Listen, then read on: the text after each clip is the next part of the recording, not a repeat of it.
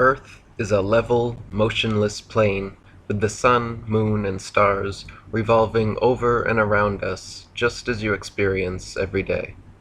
The North Pole is the magnetic monopole center point, with Polaris, the North Pole star, situated directly above.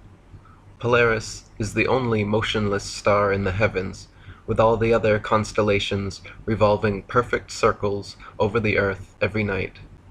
The so-called planets, known to the ancients as wandering stars, were named such because they were observed then, as we can observe today, to wander the heavens, taking their own unique spirograph-like patterns, making both forward and retrograde motions over and around the Earth during their cycles.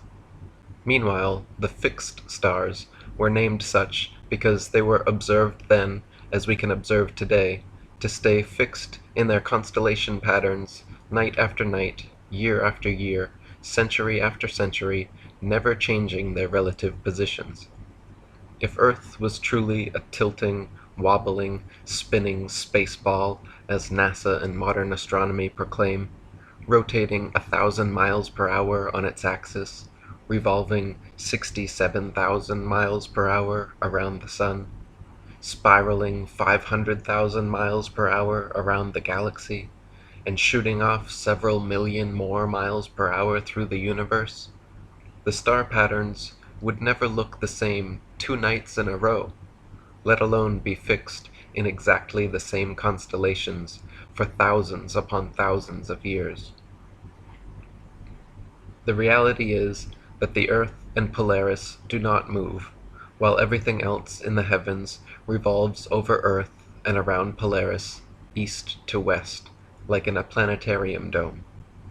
Our Earth planetarium, however, is so vast that perspective won't allow any observer to see all the stars simultaneously from any one vantage point. We can see Polaris, Ursa Major and Minor, and other northern constellations from every point north of the equator simultaneously, but conversely cannot see the so-called South Pole star, Sigma Octantis, the Southern Cross, or other outer constellations simultaneously from every point south of the equator, because they all sweep over a great southern arc from their rise in the evening to their setting in the morning. Facing north, the stars turn counterclockwise from right to left. Facing south, they turn clockwise from left to right. Facing east, they rise in front and set behind, while facing west, they rise behind and set in front. So their apparent motion, angle, and inclination changes depending where you are on Earth and what direction you are facing. But their actual movement is always east to west.